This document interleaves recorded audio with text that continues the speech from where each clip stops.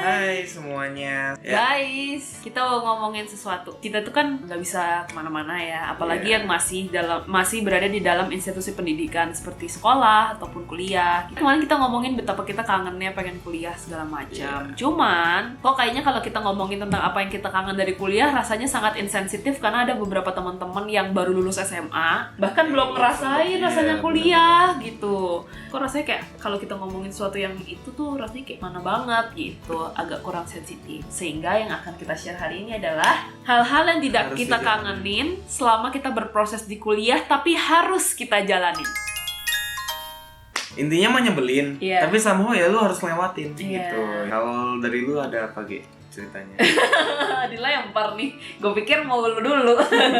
Kaget. Kalau gue ngomongin S1 aja ya, kampus yang menuntut mahasiswanya untuk aktif, tidak hanya berkuliah tapi juga di organisasi. Kalau di kuliah kan ada yang namanya SKS, ya kan. Nah, kalau di kampus gue itu tidak hanya SKS tapi juga ada SKP. Jadi selain sistem kredit semester, ada juga sistem kredit partisipasi. Jadi kita sebelum sidang itu kita harus ngumpulin SKP ada jumlah tertentu gitu. Itu di jurusan lu doang atau satu kampus? Satu kampus gue kayak gitu. Makanya jadi kalau misalnya ngelihat anak-anak dari kampus gue ini aktif-aktif organisasi semua gitu, bukan karena emang mau, tapi emang tuntutannya kayak gitu. Ya walaupun gue tanpa tuntutan itu mungkin akan tetap aktif di tempat-tempat tertentu ya gitu, tapi karena ada ini makin menebalkan motifnya gitu, kayak harus gitu kan. Walaupun misalnya lu kayak nggak gabung ke BEM misalnya gitu, tapi lu tetap harus mengikuti entah kepanitiaan kah, entah apa, pokoknya harus ngumpulin SKP itu gitu. Tapi kan mungkin ada beberapa teman-teman yang merasa nggak nyaman dengan kondisi itu ya. Kalau di kampus gue kan nggak ada sistem SKP itu. Mungkin di beberapa jurusan ada yang gue pernah dengar, cuman jurusan gue terutama itu nggak ada. Nah sehingga banyak juga teman-teman yang memilih untuk tidak aktif di kegiatan organisasi atau non kurikuler lah ya. Nah itu banyak, dan menurut gue kalau sistem yang seperti tadi itu tuh bakal jadi mengganggu nih buat teman-teman yang emang nggak mau atau yang memilih untuk belajar gitu kan. Nggak salah, cuman akhirnya harus dijalanin dan ada dampak positifnya. Ya hampir semua yang keluar dari kampus itu CV-nya nggak kosong sih jadinya. Karena kan at least pernah menjabat sesuatu, pernah aktif di suatu kegiatan, pernah jadi bendahara di mana, pernah jadi ketua di mana gitu-gitu kan. Karena kalau dilihat kampus gue itu acaranya banyak banget. Cair tuh duit-duitnya cair ya. Ya. Cair aja lah ya, sisanya kan danus. Danus. Ya gimana? Gua nggak seperti GG. Kampus gue nggak seperti GG. Artinya nggak diharuskan untuk aktif. Dari kampusnya nggak diharuskan. Dari senior ya adalah arahan ke sana. Cuman akhirnya pun itu menjadi pilihan gue untuk aktif di kegiatan organisasi kampus. Ya itu kegiatan yang menurut gue mengembangkan diri gue. Tapi di satu sisi ada tanggungan yang harus lu jalankan. Salah satunya danus. Tanpa danus, kegiatan kemahasiswaan sulit untuk jalan. Apapun posisi lu, bahkan mungkin lu bukan panitianya aja, lu disuruh danus gitu. Kalau gue sih ya, ini mungkin di luar konteks kampusnya, gue harus ikut danus dan gue tuh bisa ngejual barang yang emang gue suka gitu loh, bukan barang yang gue harus jual. Menurut gue itu cukup.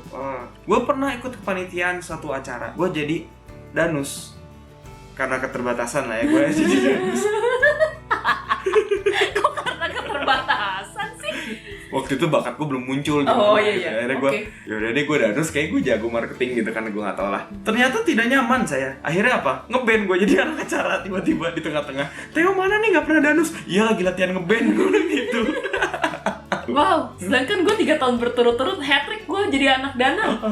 Semester 1 daftar kan masih polos ya kan? Nggak polos lah, lebay. Kan masih blow on gitu ya. Ya walaupun SMA gue juga SMA yang cukup aktif acara gitu. Iya benar. SMA mana sih? Acaranya bagus-bagus ya? Iya bagus. Besar-besar. Skalanya besar. Iya. Anyway guys, pas kuliah aku tuh udah gak kaget gitu. Jadi karena waktu SMA pun udah biasa gitu nyari dana tuh udah deh makanan setiap hari. Ambillah nih di semester 1, gue pikir berat dana nih gue gitu gue. Nah udahlah daftar ya kan, dengan blow on-nya kagak tahu dia kan kalau dulu 300 lebih siswa ngurusin satu acara doang. Kuliah kan enggak, acaranya kan banyak. Iya. Gue kagak tahu itu dong gitu. Terus gue daftar, ternyata dananya 70 juta gitu. Terus kayak gimana 70 juta cuman berapa panitia, ini cuman berapa gitu kan, kayak Nah, itu kan dari yang ekstra ya. Kalau dari kurikuler ada nggak gitu? Kalau dari gue sih ada ya. Masalah kehadiran itu jadi gini ceritanya teman-teman. Adalah hal yang lumrah ketika mahasiswa mengenal kata tipsen. Tipsen ini adalah hal yang cukup common di mahasiswa-mahasiswa era milenial. Enggak lah, dari dulu lah. Oh, dari dulu Lah ya? bapak lu nggak pernah kuliah. Tapi dia tipsen nggak? Atau emang nggak di absen aja? Kita nggak tahu. Nggak tahu juga sih. Ya pokoknya intinya apa sih gue mau ngomong apa sih?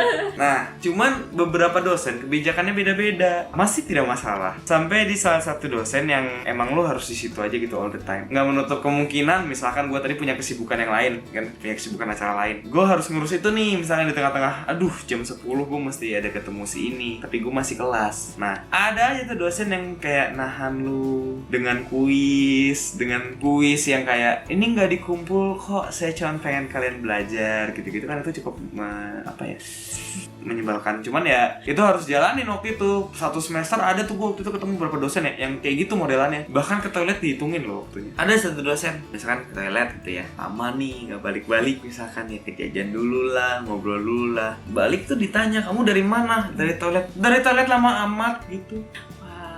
Ini beruntung teman-teman yang bukan beruntung ya, mungkin lebih ke arah apa ya, lebih mungkin bisa dilihat bright side-nya. Iya, see the bright side that sekarang itu dengan PJJ itu lebih leluasa, lebih fleksibel. Toilet ya udah toilet gitu kan, bahkan bisa sambil nyemil. Iya. Bisa minum dengan santai. Lu ada yang nggak boleh minum? Minum boleh deh. Yang nggak boleh makan. Kan boleh. Obviously, kalau masuk makan Indomie ya dimarahin nggak sih lo Iya. sama kelas sama temen lu? Bikin pengen ya. gue sidang main sambil makan, ya kan? Asik. Ya kalau di gue sih, terutama gue sendiri menjalankan tugas-tugas yang dikasih tuh ya emang harus dijalankan ya. Masalah asistensi dan lain-lain tuh harus dijalankan. Cuman coba dipikirkan ya, kan gue ngekos sama temen-temen main gue beda kelasnya, tapi ya beruntungnya gue bisa main sama siapapun. Nah cuman kan tetap pasti ada jenuhnya dong. Nggak mungkin lu 24 hours per 7 di kampus terus. Pasti lu akan ada balik ke kosannya. Misal nih gue pernah ada kelas jam 7 sampai jam 9, udah gue gak ada kelas lagi. Sampai jam 3 ada asistensi. Jarak kampus ke kosan gue tuh cuma 400 meter kurang lebih, jalan kaki 5 menit. Temen-temen gue gak ada yang kelas nih, nggak pada kelas semua nih, gak ada yang bisa diajak nongkrong ya kan. Gue ngapain? Ya udahlah, saya pulang ke kosan. Jam 3 kan asistensi kan. Gue mesti jalan lagi ke kampus. Dan jalannya tuh gak yang cuma lempeng gitu, nanjak. Oh iya, aduh itu gue untung ngekos loh. Gak kepikiran kalau yang rumah, tinggal di rumah gitu ya. Misalkan di Bandung, misalkan kampusnya di daerah Bandung atas lah, dari atas Dago, Cimbeleit gitu ya. Rumahnya di Soekarno-Hatta, TKI, gue gak tahu. Atau yang mungkin di Jakarta misalkan kampusnya di Semanggi atau Depok. Atau mungkin di Tanjung Duren, gue nggak tahu. Terus rumahnya di Bintaro, Serpong, gue nggak tahu. Itu gue ngalamin juga persis sama Theo. Jadi jam 7 sampai jam 8.40 kan 2 SKS kan, jam 8. Iya 8.40. Saat jam 7 sampai jam 8.40 kelas, terus baru kelas lagi jam 3. Dan perlu diingat waktu gue kuliah itu masih zamannya ganjil genap. Jadi gue mesti sampai kampus sebelum jam 6. Keluar dari kampus itu harusnya sebelum jam 4. Iya. Tapi sulit karena kelas jam 3. Jadi udah sekalian malam, biasanya jam 8 gue baru jalan pulang habis itu. Anyway, terus dari jam 9 sampai jam 3 tuh ngapain ya kan? Semanggi belum buka. Oh, di Semanggi kampusnya. Di Semanggi belum buka. Akhirnya kita cari mall yang agak jauhan dikit ya kan, ke Gandaria City. Tapi Gandaria City tuh encret sedikit lagi pulang ya kan. Iya. Cuman kalau gue beneran pulang nyampe rumah cuma duduk terus berangkat lagi kan gak lucu.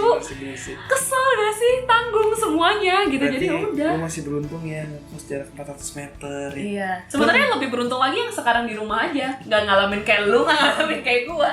Udah tinggal mah bangun, duduk, cerekak, buka laptop. Even gitu. lu malah bisa jadi cabut nongkrong ya. Iya. Ya kalau mau cabut, Iya. cuman kan pandemi, Iya. masa cabut sih. Gak apa-apa, asal lu tetap patuh sama protokol kesehatan mah gak apa-apa. Gue juga ngalamin sih. Sekarang kan gue masih kuliah. Ya kita sama-sama mengekan diri aja lah.